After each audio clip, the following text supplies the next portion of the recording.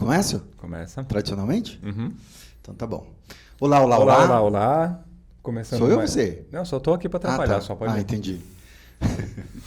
Sejam bem-vindos a mais um podcast, que o Márcio sempre fala o nome. Ih, caramba, hoje eu esqueci.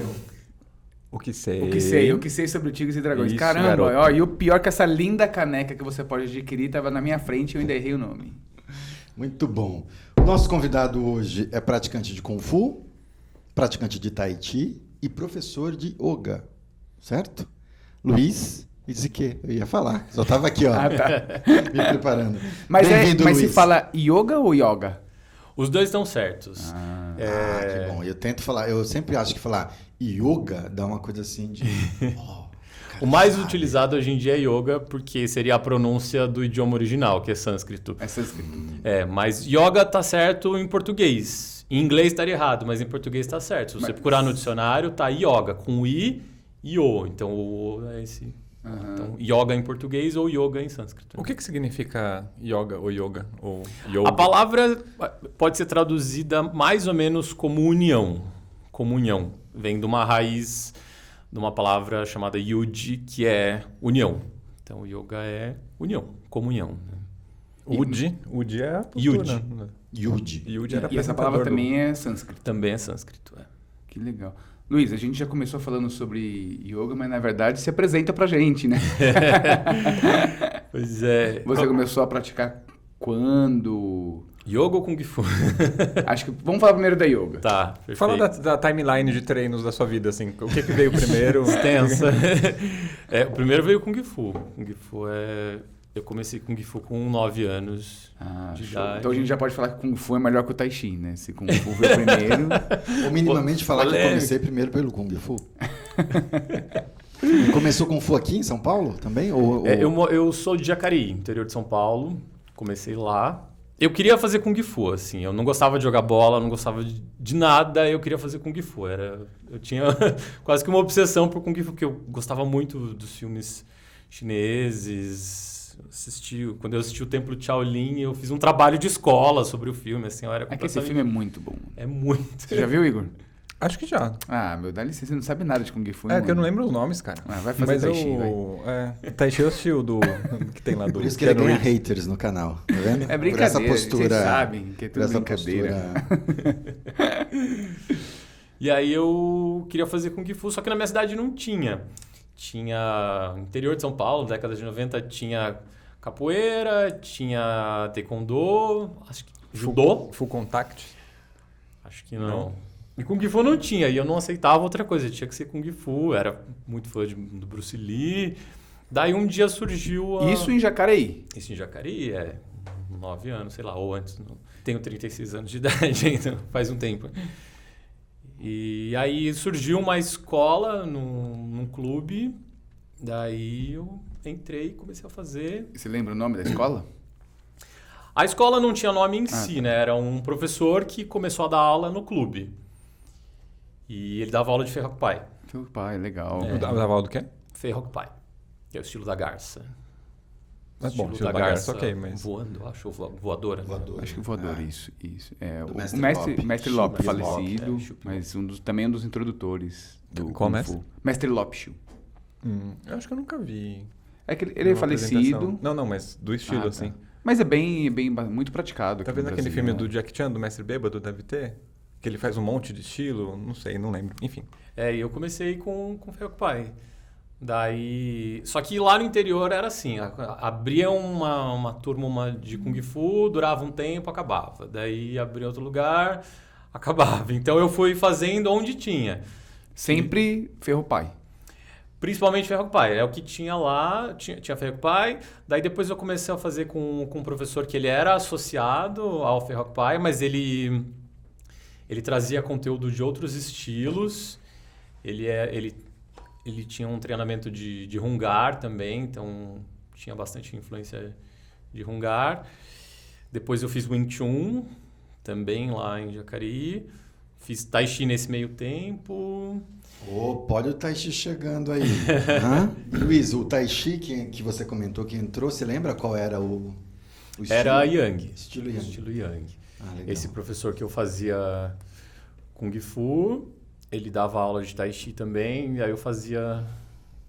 Você lembra o nome desses professores? Esse professor, o nome dele é Fábio Rossi.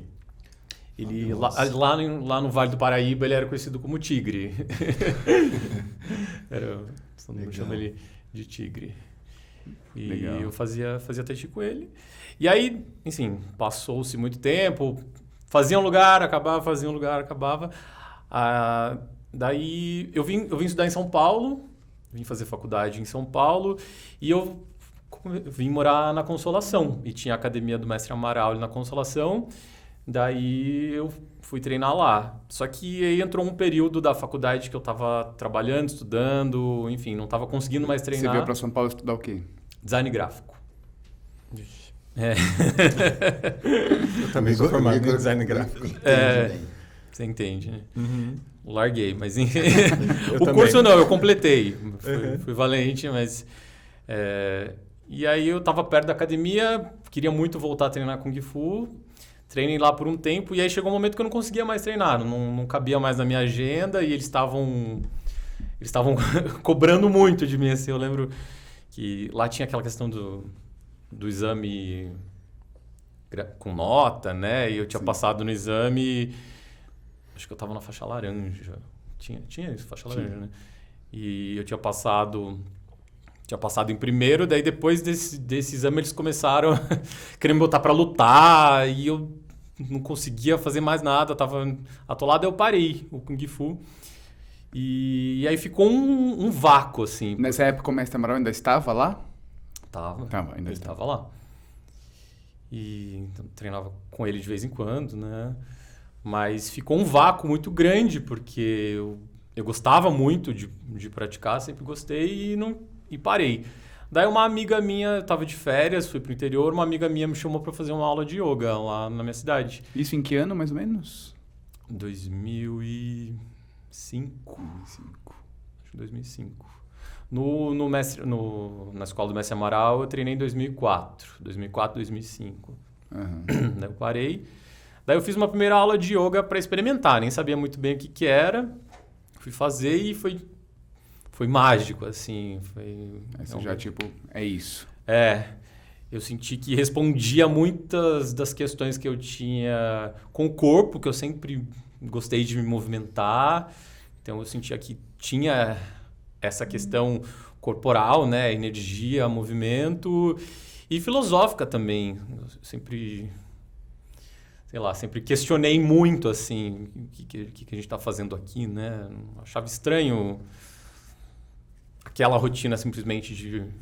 A gente fala trabalho, muito, estudo, né, sabe? que o Kung Fu, Tai Chi, tem um conhecimento do corpo quando as pessoas começam a praticar que te faz perceber músculos, por exemplo, que você às vezes nem atuava em determinadas outras atividades. E muito provável, acho que eu não conheço sobre yoga, assim, né? Mas acho que muito provável a yoga deve ter muito disso, né? De você estar numas posturas e você, olha, você precisa atuar esse músculo aqui das costas, da lombar, porque você precisa dele nesse momento. Você encontra essa relação da arte marcial com... Super, com certeza. A gente tem a questão de... Não é só fazer um movimento, né? É fazer um movimento com consciência e muitas vezes sustentar esse movimento, né? O yoga tem muita sustentação, pelo menos o yoga mais tradicional, que é o que eu pratico, que eu dou aula, o Hatha Yoga clássico. A gente tem muito trabalho isométrico, né? Então, é entrar numa postura e segurar essa postura por um tempo. E na arte marcial também, né? Talvez com aplicações distintas. Vou falar que eu não pratico, agora eu tô lembrando. De vez em quando eu faço saudação ao sol. Olha só. Porque a minha esposa pratica yoga, já praticou muitos anos atrás. E aí um dia ela, sei lá, eu ensinei um Qigong pra ela, assim. Aí eu falei, me ensina aí, saudação ao sol. E aí uma vez ela me passou. E é bem legal, assim. É mesmo, Márcio? Acho que isso seria ótimo, editor, para aparecer no nosso vídeo. Eu acho. Márcio Eu? fazendo. Não. Por favor. Eu digo mais, vamos- hein? vamos Eu digo fazer mais. isso. Podia ter uma apresentação dele fazendo no Novo Chinês, lá na Chao. Saudação ao sol. Você tá eu louco, acho. meu? Lá na Expert laje, aqui na lá minha na laje. frente. Eu acho. Ô Luiz, você falou que respondeu algumas questões filosóficas para o seu yoga. Sim. Quais questões que te respondeu ou tem respondido? Olha, responder é um pouco de ousadia dizer, mas acho que ajuda a ter um pouco de paz, né? Assim, como eu tinha mencionado um pouco antes, desde pequeno, eu sempre achei muito estranha essa relação que a gente tem com a vida em sociedade, que é basicamente trabalhar, ganhar dinheiro, desfrutar no fim de semana, envelhecer e pronto. Eu achava, não é possível que a gente tenha uma vida isso, né? para isso, sabe? Tudo bem, tem gente que vai desfrutar mais, tem gente que vai desfrutar menos, mas é muito pouco, né? A gente viver para isso, né? Para momentos passageiros. E acho que arte marcial, yoga, o autoconhecimento em geral, porque eu considero, para mim, a arte marcial como autoconhecimento. É isso que me atraiu e continua me atraindo nela. É uma forma de autoconhecimento. E essas coisas, essas práticas, elas fazem a gente perceber que tem muito mais do que isso, sabe? É uma relação de não simplesmente fazer algo por fazer. É perceber que a gente consegue desfrutar num nível talvez mais duradouro, sabe? Não é uma coisa que me dá um prazer agora e acabou, sabe? Eu sinto que quando eu pratico algo, eu me torno uma pessoa melhor. Basicamente isso. Mas né? você pratica yoga e você tem uma relação espiritual, uma prática religiosa junto ou não? Espiritual, sim. Porque eu acho que o yoga está super atrelado à minha vida. Digamos que é uma das filosofias que norteia Sim. a minha vida. Religiosa, não. Eu não tenho... Porque o yoga é indiano. É indiano. E na Índia, acho que o mais praticado é hinduísmo ou não? Estou viajando. Sim. Hinduísmo. A Budismo, religião tem vertentes predominante. budistas também. Sim. A religião predominante é hinduísta. Então, o yoga nasceu desse berço, então ele bebe das fontes do hinduísmo, mas ele não é um pré-requisito que seja hinduísta. O yoga, ele vem de uma filosofia, é uma das, assim, o pensamento indiano, ele tem escolas clássicas. O yoga vem junto com uma filosofia que é uma filosofia analítica mesmo, chamada Sankhya. Então, digamos que o yoga o Sankhya, a filosofia analítica prática e vice-versa. Então, ele não presume nem que a pessoa acredite em Deus. Assim, Sim. A gente acredita que existe uma força maior que move tudo. Você vai dar o nome para ela que você quiser. E fazendo uma associação bem prática, né? Yoga, Kung Fu, Yoga, Tai Chi, você acha que um completa o outro? Sim. Você recomendaria, por exemplo, se você tem um aluno e que você sente uma necessidade de algo a mais, você fala, olha, pratica uma arte marcial, Tai Chi, Kung Fu e vice-versa. Você acha que isso completa? Porque eu falo isso? Porque eu falo muito, às vezes, no Kung Fu para as pessoas que outras atividades, elas complementam, né? Por exemplo, o Tai Chi complementa o Kung Fu. CrossFit. Não sei. Né? Mas você acredita que, mesmo sendo regiões diferentes, acho que estímulos diferentes, complementa? Eu tenho certeza que complementa muito. Assim, uma coisa ajuda muito a outra. Então, eu acho que uma pessoa que faz arte marcial, ela vai ser um praticante de yoga melhor e vice-versa. Um praticante de yoga tem a condição de ter um desenvolvimento super legal na arte marcial, porque uma coisa realmente complementa a outra. No yoga, a gente vai desenvolver bastante concentração, flexibilidade, se for Hatha Yoga. E assim, no Kung Fu, na arte marcial, a gente desenvolve isso também. Só que, às vezes, de uma maneira um pouco mais indireta, né? No yoga é um pouco mais declarado. Você veio aqui, você vai sentar, você vai respirar, você vai se concentrar. Na arte marcial, a gente vai desenvolvendo isso, talvez, de uma forma um pouco mais com o passar do tempo, né? Uhum. E, ao mesmo tempo, na arte marcial a gente já começa com um trabalho postural, de desenvolvimento de base, de disciplina muito grande, que às vezes no yoga a pessoa não faz. A pessoa às vezes está indo lá na aula de yoga só para relaxar e tudo bem, é Tem ótimo. contraindicações? Tipo, a pessoa tem hérnia de disco ou rompeu um ligamento, joelho? Então, tem Existe? indicação no tipo de postura ou metodologia de yoga que ela vai fazer. Então, se a pessoa for fazer uma metodologia de yoga que seja muito forte, que vai ter uma série fixa de posturas, se ela ter alguma questão específica, ela não vai poder fazer X, Y posturas, né? Mas, em geral, não. Sempre dá para adaptar a prática para a questão que a pessoa tem, né? Eu vejo muitos professores também de yoga, professoras, né? Que eles têm um perfil assim, sabe? Você bate o olho assim, ou essa pessoa trabalha com yoga ou ela é praticante, porque tem até o roupa, o alinhamento postural, tem um lance da alimentação, né? Você tem algo a ver com a alimentação?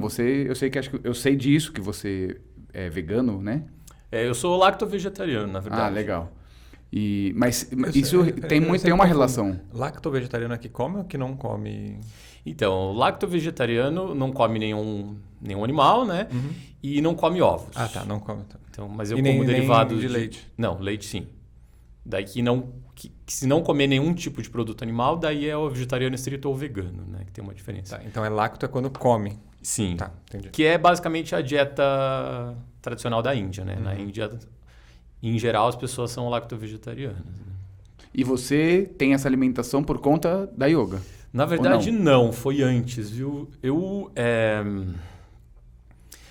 acredito que eu já nasci vegetariano, assim. Eu não sei se é uma coisa de karma, o que é, mas desde criança eu sempre rejeitei carne, assim, ferrenhamente. Não conseguia comer. Eu nunca comi peixe na vida, não sei nem o gosto. Carne vermelha era impossível. E eu tinha uma relação muito complicada com a alimentação quando era criança, porque eu não gostava de comer. Não tinha prazer algum, eu tinha que comer forçado.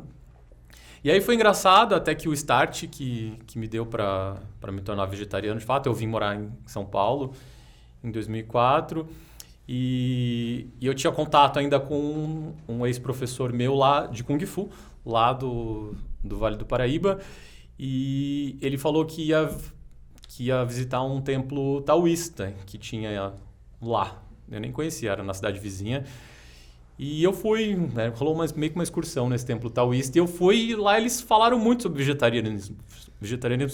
Isso deu um clique muito grande em mim. Nossa, eu tenho essa condição, assim, para mim é natural. E aí eu resolvi cortar o pouco que eu já comia e desde então... Não come animais. E não praticava yoga ainda, fui praticar yoga, sei lá, um ano e meio depois. Legal. O Igor tá entrando na onda, né, Igor? Você tá querendo? Entrando na onda. Faz tempo que eu não... Desde talvez metade de dezembro, eu comi carne uma vez. É? Carne vermelha, né? Peixe eu comi algumas vezes, mas... Legal, meu. A gente fala muito aqui do Kung Fu tradicional e Kung Fu moderno. Que existe uma diferenciação, assim, né? Na yoga também existe algo do tipo, eu digo, a yoga que você ensina, que você pratica, é muito próxima da que era, sei lá, quantos anos que existe a prática? 2.000, 3.000 anos de yoga? Por aí. Por aí. É próxima disso ou teve alguma interferência com o tempo, assim, que foi mudando, se adaptando? Como Teve que é? muito. A gente diz que o yoga é uma entidade viva, né? Ele está vivo até hoje porque ele vai se adaptando.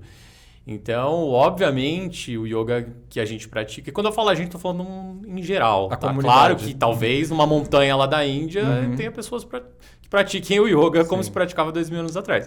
Mas, em geral, o yoga que a gente pratica é um yoga que mudou muito com o tempo, né? Esse yoga que a gente faz, que utiliza o corpo... Ele é chamado de Hatha Yoga. Peraí, tem yoga que não utiliza o corpo? Tem práticas de yoga que vão trabalhar só meditação, respiração, devoção, cantos, enfim, práticas mais místicas, né? Mas Isso tem aqui no Brasil? Tem. Tem, que legal. Tem sim. Então, o yoga que se trabalha com o corpo, que a gente diz que é um equilíbrio de fora para dentro, né? Do denso ao sutil, ele é o Hatha Yoga. E o Hatha Yoga, ele é mais novo, ele vem mais ou menos da Idade Média, quando tem os primeiros textos ali, que aí começou a ver posturas, trabalhos de massagem interna e tal. Então, ele é um yoga mais recente. O yoga que eu pratico, que eu ensino, a gente diz que é o Hatha Yoga tradicional. Então, ele é o mais tradicional no sentido do Hatha Yoga. Então, ele é o mais tradicional perto da Idade Média, né? Uhum. Não de 1000 anos atrás. Mas as bases filosóficas a gente tenta manter. Então, o primeiro texto de yoga que a gente tem é chamado Yoga Sutra. É um texto que a gente não sabe de quando, mas com certeza é de antes de Cristo. E ele explica uma metodologia de yoga que não é a mesma de forma prática do que a gente faz de Hatha Yoga hoje em dia, mas ela serve como base, ela norteia isso que a gente pratica até hoje, né? Então, Entendi. E existem estilos de yoga? Sim. Igual no Kung Fu que tem existem vários estilos de yoga e de Hatha Yoga, né? Então, hoje em dia, tudo que você vê, esses nomes, né? Iyengar Yoga, Hatha Yoga, Vinyasa Flow, Ashtanga, tudo isso são estilos diferentes. Eu digo que são metodologias diferentes de Hatha Yoga. Mas a gente não pode dizer que elas surgiram de uma mesma linha, não. Sim. Dá para falar isso? Sim. Não é errado falar que todas essas linhas que você mencionou têm origem numa mesma... Tem origem na mesma fonte. Uma única fonte. E todas elas bebem dessa filosofia. Desse texto Sim. que você mencionou, do Sutra. Dentre outros, né? Mas Tá. esse é o tratado que a gente aceita mais como as bases Legal. do yoga que a gente utiliza. Então, mas é isso, uma pessoa descobriu que é legal praticar em sincronia com a respiração, ele deu um nome para isso. Outra pessoa foi lá e descobriu que é legal praticar utilizando acessórios, né? Bloco, cinta, faixa. Então, são formas distintas de se praticar uma mesma coisa. E eu digo muito entre aspas, porque é uma jornada individual, né? As pessoas vão praticar yoga por N motivos. Entendi. Como que você se torna um professor de yoga, por exemplo? Porque agora que eu tava pensando aqui, você vai ser um professor de Tai Chi, de repente, sei lá, o Gil vai falar assim, ó, o mínimo que você tem que saber é a forma tal e uma arma tal e saber, sei lá, se portar como um professor. Beleza, agora você pode dar aula. Para yoga, eu não sei se tem uma quantidade específica, ó, você vai ter que aprender 20 posturas, aprender a meditar, fazer um curso, não sei. Esse é um debate que se tem muito, né? Ainda mais hoje em dia que a profissionalização das coisas se torna cada vez mais óbvia e complicada mesmo. Não tem, tá? É um debate antigo, já tentou-se até criar parâmetros... Metodologia? Algo assim, já né? tentou-se criar institutos e sociedades que regulamentassem isso, né? Então, entendi. para ser professor, vai ter que cumprir tal carga Vai ter que horária e pagar tal. o sindicato do yoga. Só que não conseguiu porque realmente é muito complicado. A gente está falando de uma coisa que é isso. Tem pessoas que vão trabalhar muito com o corpo. Mas tem gente que vai dar aula de yoga que praticamente não vai fazer nada com o corpo. Que vai trabalhar mais meditação, respiração, que a gente chama de pranayama, né? Então é muito difícil porque é um universo tão vasto que não dá para regulamentar numa única caixa, né? A gente tem cursos de formação de instrutores de yoga, mas eles são formações entre aspas, são cursos de aprofundamento. Então, a pessoa... Geralmente, quem vai fazer esses cursos do perfil, sei lá, 70% das pessoas, 80%, vai fazer porque quer saber mais, quer se aprofundar. Curtiu aquilo, que foi o que aconteceu comigo. Eu falei, nossa, que legal, quero saber mais. Pratiquei, fui praticando, aí falei, eu quero estudar. Fui fazer um curso, eu nem tinha pretensão de dar aula, né? E fui estudar. E aí, de repente, você E aí, de começou a dar repente, aula... eu falei, nossa, isso faz total sentido na minha vida. E conforme eu fui me aprofundando nisso, eu percebi que o que eu fazia não cabia mais com o que eu estava vivendo. Eu estava vivendo voltado para isso. As minhas prioridades mudaram, digamos assim. Ô, Então, Luiz, e que chavinha virou em você, mudou em você para você decidir se tornar um professor, assim, de yoga? Que coisas te mobilizaram assim? pois é. Porque você já estava praticando há quanto tempo antes dessa decisão, assim, antes desse? Uns 2 anos, Laoshi, foi pouco tempo. Foi assim, eu terminei a faculdade de design gráfico em 2007. E eu estava trabalhando como designer, trabalhava num estúdio de criação. E é aquela vida, quem já trabalhou comunicação sabe. Você tem horário para entrar, nunca tem hora para ir embora. Sua resposta tá aí, Ju. Todos os dias tinha horário para entrar, nunca tinha horário para ir embora. Se tinha que trabalhar no fim de semana, trabalhava também.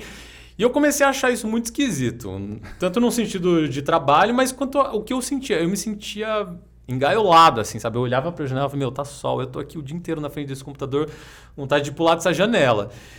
E aí eu fui percebendo que tudo não estava mais juntando. E eu praticando yoga, eu querendo saber mais de yoga, estudando. Daí eu me formei em 2007. Em 2008 eu já me matriculei num curso de formação de professores de yoga. A ideia não era dar aula, a ideia era estudar. Só aprofundar. Eu queria aprofundar. Eu tinha tanta sede de saber mais daquilo.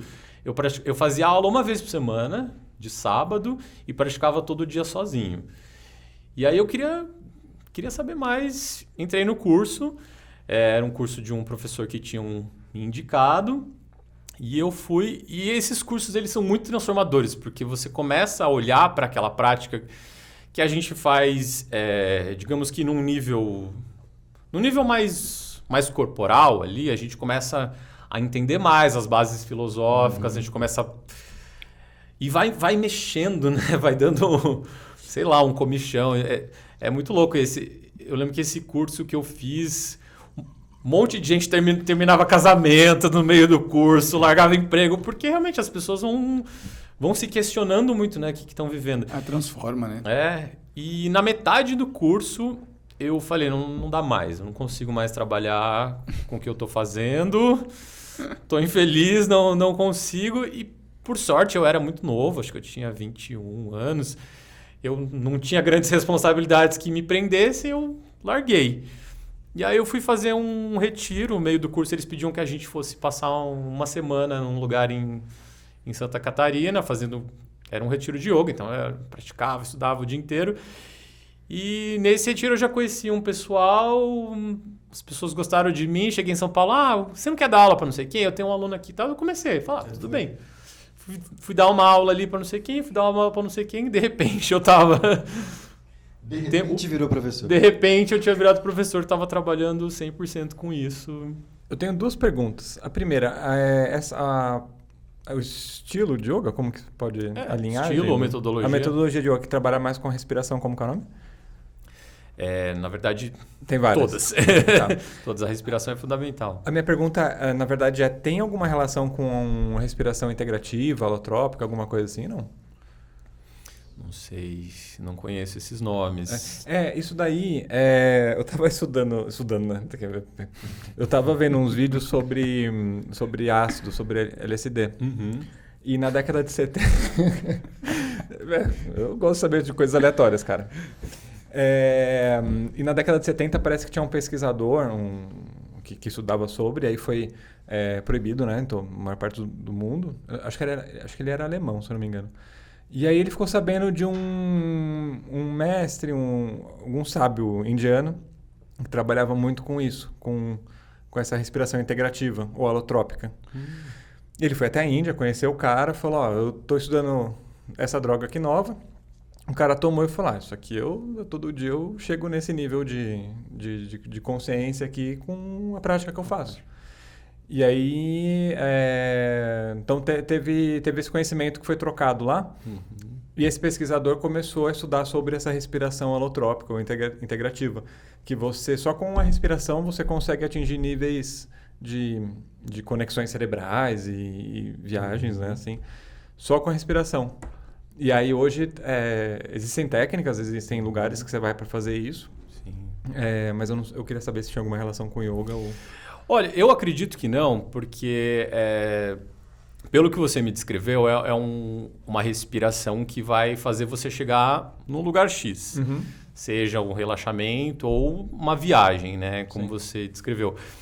No yoga, o que a gente faz, a meditação, o movimento, ele não tem como pretensão a gente chegar em lugar algum. A ideia é justamente o contrário. A ideia é a gente chegar aqui, agora. Então, o yoga é uma arte de aperfeiçoar o presente, o que eu estou fazendo agora. Então a gente diz que o que a gente faz na sala de yoga é um treinamento para que a gente possa continuar vivendo da mesma forma com mais plenitude. Então a meditação, os asanas, que são as posturas de yoga, a respiração, elas são feitas para a gente se conectar com agora. Então eu aprender a viver esse dia, esse momento, o que quer que eu esteja fazendo com plenitude. Porque a maior causa do sofrimento humano é o apego ao passado ou ao futuro. Então ou a gente está preso ao que já passou, ou a gente está na expectativa e na ansiedade do que vai acontecer. Então o yoga...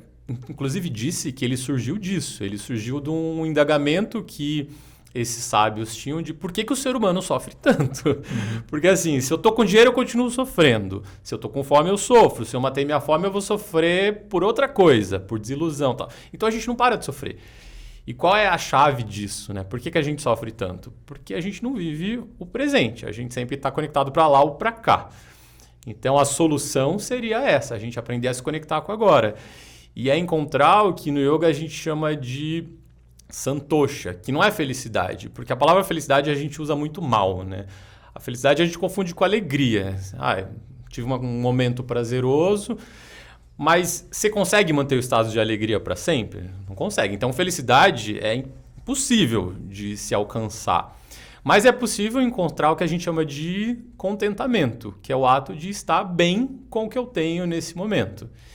Então, a gente entende que contentamento é fazer o que eu tenho que fazer e aquilo que foge do meu escopo, do meu controle, eu abro mão. Mas o que eu já tenho, já tá legal. Se eu aprendo a viver um dia de cada vez, né?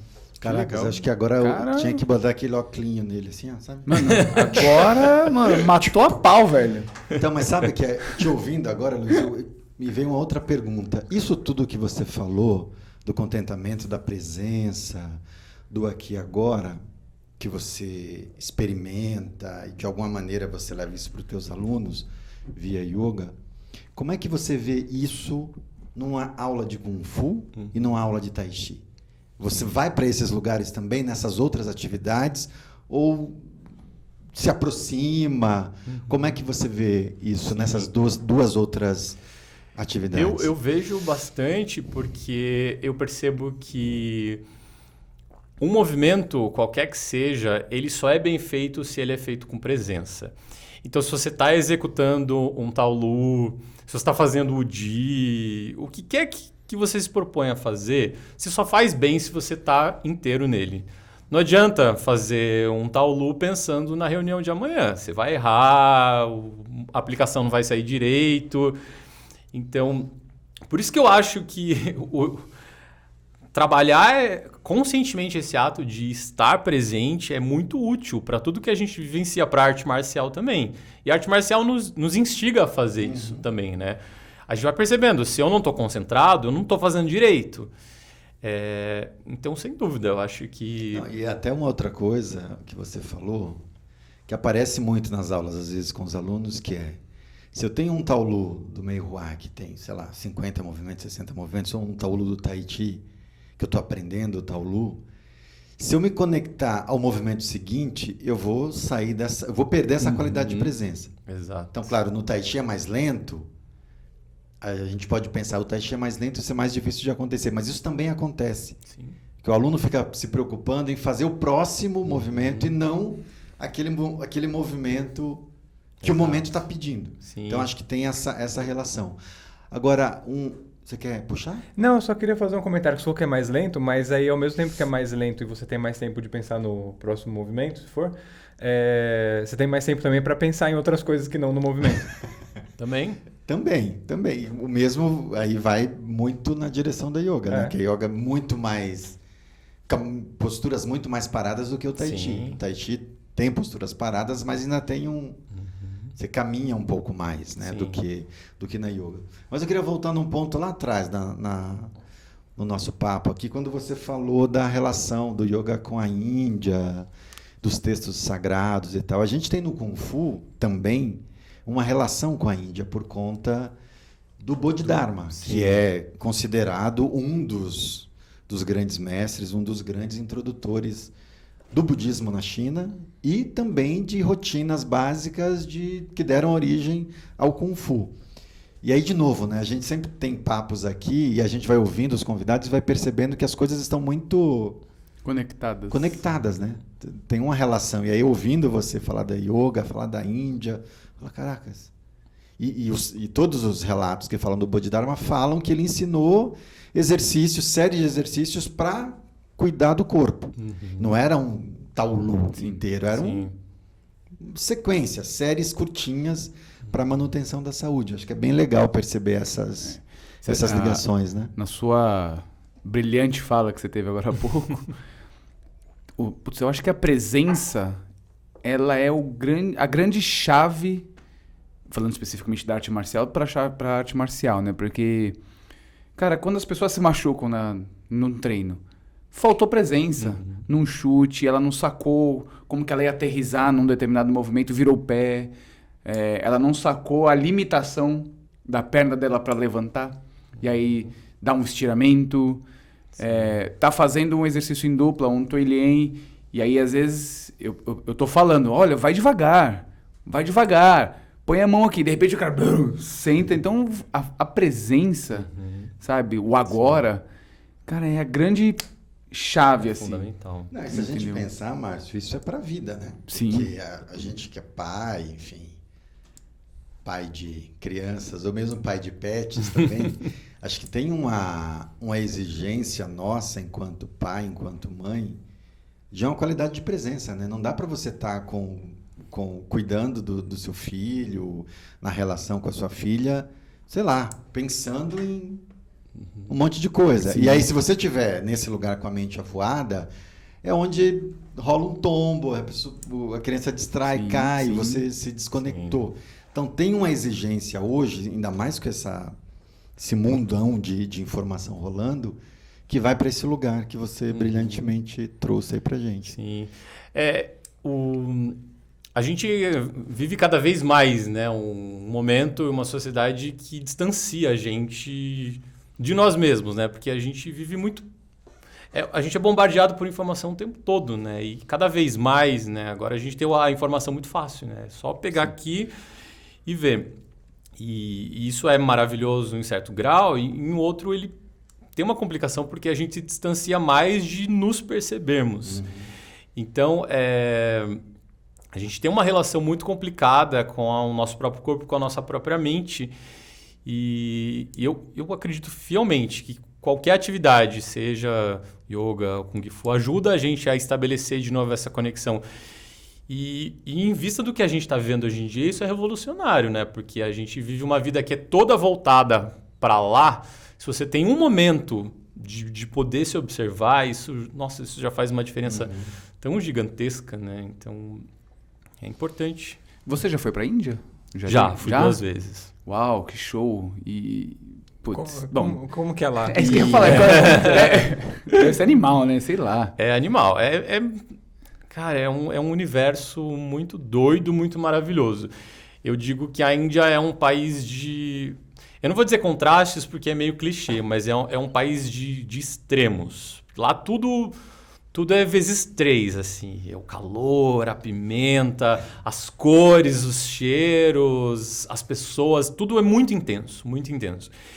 E a Índia é muito louco porque ela não sei, primeiro que assim, talvez seja uma das civilizações mais antigas do mundo, né? E é uma civilização que ela foi criada em cima da espiritualidade, do autoconhecimento. Então, as bases dela é isso. A gente vive numa sociedade que foi criada na base do consumo, da exploração, né? A gente é colônia. Então, é uma mentalidade que a gente pode achar que não, mas a gente nasce com ela e a gente vai viver escravizado por ela. Lá, ainda que isso seja verdade também, tem uma coisa ancestral, né? E é muito forte. E lá o dia inteiro, você vivencia o amor e o ódio, assim, porque é incrível. Você fica apaixonado, você vê uma coisa linda, daí você vê uma coisa super complexa, triste. Então, ela mexe... Você deve ter visto muita também pobreza. Muita, assim. A pobreza que a gente não... A gente acha que a gente vê muita pobreza aqui, mas lá é num nível extremo. E isso mexe muito. Então, não é fácil estar na Índia, assim. É uma experiência muito... Deve ser super intenso, né? Mexe, assim, com você. Pra onde? Desculpa, pra onde que você foi lá? Quais cidades você foi? Quando eu fui pela primeira vez, eu fiquei 3 meses lá. Eu fui para estudar. Eu fui... Estudar yoga. Estudar yoga. Eu fui fazer um curso que era... Basicamente era um curso para quem já era professora, uma especialização. Então eu cheguei em Mumbai, que é talvez uma das maiores cidades. Fiquei um pouquinho lá, daí eu fui para esse lugar que eu fui estudar, que era uma cidade chamada Lonavala, que tem um instituto bem antigo de yoga. Fiquei um tempo lá, daí depois desse instituto, eu fui para o outro lado do país, eu fui para perto de Calcutá, passar um tempo num templo. Eu queria ter essa experiência de... Um templo hindu. Um templo hindu. Era um templo Vaishnava, né? Que é de devotos de Krishna. E eu queria ter essa experiência de passar um tempo no templo, assim. E você fez o voto do silêncio? Que é a prática? Não. O retiro do silêncio? E eu passei um tempo lá nesse templo... praticando, estudando, e foi uma experiência muito legal, assim. Inclusive para eu perceber coisas que eu não queria mais na minha vida, sabe? Nesse momento que eu fui para a Índia pela primeira vez, eu tava num estado ainda, talvez, de encantamento demasiado pelo yoga, sabe? E isso acontece, eu vejo, e é normal, as pessoas começam e se encantam, e vai ficando tudo lindo, e isso é o que gera muito de um problema que a gente tem grande hoje em dia, que é a positividade e espiritualidade tóxica, né? Aquela galera assim... Gratiluz. Namastê, tudo... E é complexo, porque a vida não é só um namastê, né? A vida requer que a gente se imponha também. E o yoga sempre falou disso, né? Tem um dos principais textos, que é o Bhagavad Gita, que é muito conhecido, que é as instruções de Krishna para um guerreiro. E ele fala o tempo todo disso. Basicamente, esse guerreiro está na beira da batalha, ele vai enfrentar um exército que é composto de pessoas que eram queridas para ele. São os parentes dele, ele vai ter que enfrentar esse exército, e ele não quer, ele se sente e fala, não vou lutar mais. Não quero mais ser guerreiro. E Krishna o tempo todo instrui ele que o caminho não é abandonar a responsabilidade que ele tem. Ele não pode fugir dessa responsabilidade. Ele tem que travar as batalhas dele, mas com o coração limpo. Então, eu acho que isso é muito maravilhoso, né? É o que a gente chama de o guerreiro pacífico, que é algo super aplicado à arte marcial, né? A gente não aprende arte marcial com ódio no coração, né? Se você vai lutar, se você vai fazer alguma coisa com ódio no coração. E ódio, eu digo num espectro amplo, né? Você não está ali para machucar alguém. Você está porque você tem que cumprir um dever, seja se defender, seja entender mais sobre você mesmo. Então, o yoga prega que a gente tem o nosso papel, a nossa responsabilidade. A gente tem que agir, sim. Então, o caminho não é só abnegação, não é me retirei da sociedade humana, vou ficar aqui, tô iluminado.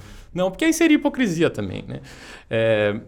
O caminho é um meio termo, é agir, mas agir com presença, com qualidade, com atenção, sem ódio no coração, né? Fazer o que tem que ser feito.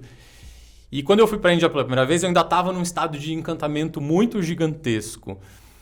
E foi maravilhoso que eu voltei de lá tirando várias coisas da minha vida, assim. Eu não quero mais isso, sabe? Não preciso. Agora eu vou ficar com aquilo que importa. Se eu conseguir, não sei, mas eu tenho certeza que eu me livrei de muitas coisas que não precisava, né? E quando você falou, né, eu vejo um professor de yoga, eu sei que é. Isso é complicado porque... Isso é um paradigma. Tipo, você chegar, vou chegar lá, sei lá... É um paradigma, é uma construção que as pessoas querem alimentar. Entendi. Uma coisa até de status mesmo, sabe? E eu faço questão de não alimentar isso, sabe?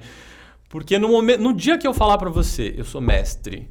Pode ter certeza que eu não sou nada, assim, que eu decaí, sim. Que eu decaí muito. Sim. Porque tem até uma música brasileira, né, que fala, o homem que diz sou não é, porque quem é mesmo não diz, né? Então, E é o que a gente estava conversando antes, né? Sobre as polêmicas que acontecem no meio e mestres que tiveram casos e... Tudo isso é um momento que a pessoa se deslumbra tanto com o poder. E assim, e o poder surge, né? Quando a gente pratica alguma coisa, a gente vai ficando mais forte, a gente vai ficando mais saudável, mais bonito, tal. E é para você perder a mão, né? É a cegueira que a gente não vê, né? O ego, putz, daí o momento em que alguém... Você começa a acreditar no que as pessoas estão te dizendo, que você é maravilhoso, que você é o tal. Putz, para você se perder é muito fácil, né? Então, a Índia me fez também baixar a bola, sabe? Putz, você não é nada ainda. Continue fazendo e o dia que você achar que você é alguma coisa, tá errado. Luiz, eu costumo dizer, eu fui a China, o Márcio também já foi, e eu tive uma temporada também num local muito especial para o Tai Chi. E isso que você trouxe da tua experiência da Índia, de te baixou a bola... Para mim, ir para a China, ter treinado lá Tai Chi por 8 meses, no local que Tai Chi nasceu, deu para mim uma dimensão do quanto eu ainda preciso aprender para poder ensinar. Uhum. Então, é quase como se eu tivesse ido para lá para enxergar melhor o meu tamanho em relação a essa arte e olhar para essa arte e ver o quanto ela é um oceano, assim, do ponto de vista de conteúdo, de coisas que a gente ainda tem que... Muito abraçada para a gente poder aprender mais e aprender, inclusive nessa perspectiva de poder passar para frente. Né? Eu acho que perceber-se pequeno é extremamente libertador. Sim. Porque no momento em que você tem a responsabilidade de ser grande, você não vai dar conta. Uma hora você vai quebrar. Então, isso não significa que a gente não tem capacidade de ensinar, né? Imagina, a gente tem tanta coisa... Mas eu faço questão de o tempo todo me botar o pé, assim, sabe? Pensar, não, calma. E eu acredito fielmente que a gente ensina aquilo que a gente absorveu de fato, né? Claro que a gente pode ensinar metodologia, movimentos que às vezes podem até não estar 100% em nós. Mas o principal, aquilo que fica, aquilo que vai fazer a gente lembrar, que as pessoas lembrarem da gente, é o que a gente digeriu, né? O que vem do coração de fato. Então, é complexo isso que você perguntou. Como que se forma um professor de yoga? Eu não sei. A pessoa vai se sentir formada, né? E eu acredito que eu tenho muito para estudar, muito para aperfeiçoar. Mas o pouquinho que eu já sei já fez uma diferença tão grande na minha vida que eu tenho certeza que isso pode e deve fazer na vida dos outros. Então, por isso que eu resolvi, que eu curti tanto virar professor. Mas é que acho que tem um lance de vocação, né? Acho que a vocação é diferente de quando você tem uma formação, né? Mas às vezes você tem uma vocação para isso, né? É igual... Você pega a Raquel, que você conhece. Ela tem uma vocação para dar aula com criança, com todo mundo, mas com criança. Tem um tato, assim, que não é um curso que vai ensinar ela a ter aquilo. Ela já nasceu com aquilo, né? Então, acho que... Eu perguntei sobre... como que faz para ser um professor de yoga, mas é óbvio que existe uma vocação, uma coisa nata que você já tem dentro de você, né? Como para Kung Fu, como para Tai Chi, né? Você pode ser um bom professor, mas se você não tiver a vocação para aquilo, né? Você pode saber fazer as coisas muito bem, mas não necessariamente você sabe ensiná-las, né? Então, são coisas bem diferentes. Para encerrar, qual que é a relação da yoga com a Kama Sutra? Tem relação? Não diretamente. Aqui com essa pergunta e faz um segundo episódio pra gente falar só de Kama Sutra. Eu nunca estudei muito sobre o Kama Sutra, então eu não posso dizer suas origens e fatos muito específicos. Vocês querem que coloque imagens de Kama Sutra agora? O editor pode procurar. Isso você quer colocar, né, lógico. editor? Eu não sei o que é Kama Sutra. Não, né? Eu não sei o que é. Assim, pelo que eu saiba, tá? Posso estar falando uma coisa errada. O Kama Sutra é um tratado que vem do desenvolvimento das práticas tântricas, que são práticas de empoderamento pessoal, né? A gente, na visão tradicional ali indiana, acredita que todo mundo é Shiva e Shakti, né? Que é consciência e energia. Então, a gente tem que balancear essa consciência e energia. E, pelo que eu saiba, essas práticas tântricas, elas são práticas que... elas visam a gente aprender a equilibrar isso em nós mesmos e conseguir equilibrar isso nas relações. Então, é a não negação do prazer, né? Porque se você nega, você está tentando suprimir uma coisa que continua ali. Mas não tem nenhuma ligação direta com o yoga. O yoga é uma outra vertente que visa a iluminação pessoal, né? Entendi. Não a iluminação em interação com o outro ali. Isso, o que você falou do prazer, na Igreja Católica é uma coisa totalmente repreendida. Totalmente. Tipo, culpa, medo e tudo mais. Você sabe dizer se no hinduísmo tem essa interpretação também do prazer ou é alguma coisa mais, tipo, existe, vamos trabalhar isso, entendeu? Cara, eu acredito que seja essa segunda parte que você falou. Existe e vamos trabalhar isso. O que tem são...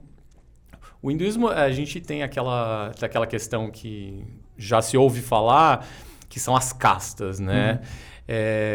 Essas castas, elas visam entender o ser humano com as suas... digamos que seus talentos natos, né? Então, uma pessoa que tem o talento nato para governar, para instruir, para servir. E isso foram os deuses que escolheram, assim, no entendimento. Dizem que sim, né? Mas não, foi uma organização de sociedade Não, ali. claro, mas a interpretação do hinduísmo é isso. Você foi escolhido para fazer isso. Não é exatamente você foi escolhido. Você tem uma predisposição e você vai se encaixar com essa predisposição aqui e ali. E cumprindo essa predisposição, você vai executar o seu papel perante a sociedade, que, consequentemente, vai ser o papel de autorrealização. Então, a gente tem duas palavras, que seria Dharma e Swadharma. Dharma seria o caminho de tudo, né? Onde o mundo está tentando chegar. E Swadharma é o meu papel em mim mesmo. Então, quando eu desempenho o meu papel, que sei lá, é ser professor, é ensinar, se eu desempenho ele bem, eu estou contribuindo para o papel do universo, digamos assim. Então, nesse âmbito, tem pessoas que o caminho delas é negar essa parte, a sexualidade, enfim, a vida mundana. E tem pessoas que não, é aprender a canalizar isso de uma forma correta. Hoje em dia, a gente acredita fielmente que o caminho não é a negação de nada, é a canalização correta das coisas. Então, eu acho que a gente não tem que negar nada sobre a nossa humanidade, a gente tem que aprender a conduzir para que essas coisas não nos conduzam. Né? Então, é aplicar a quantidade de esforço na direção certa. E isso é muito válido, né? Para todos os... para tudo que a gente viver faz. Na sociedade. Para viver na verdade. sociedade. Exato. Muito bom. Muito bom. É o lá, o lá, lá que abre, que muito bom que fecha. Quem fecha aí? Fecha. Ô Luiz, você quer deixar algum contato, alguma coisa? Você tem uma escola? Eu dou particular? eu dou aula numa escola, estou sempre lá, chamado Mayoga, estou todo dia lá. Dou aula particular também. As pessoas podem te encontrar tipo no Instagram? Pode me encontrar no Instagram, Luiz Zic. Beleza. Vai estar o nome ali. Vai É um nome complicado, mas é fácil de achar. Muito obrigado. Muito obrigado pela troca. Bom te conhecer um pouco mais também. Realmente, muito obrigado. Muito uma honra estar aqui com pessoas que eu admiro tanto, falando de algo que acho que é muito válido. Espero que contribua para a prática de todo mundo. Não, com certeza. Muito bom. Vai contribuir. E não esqueçam De curtir, compartilhar, ativar as notificações, comprar a caneca lá com o Marcos Paulo na Shaoshan. E a gente se vê na próxima semana. Beleza? Valeu. Valeu.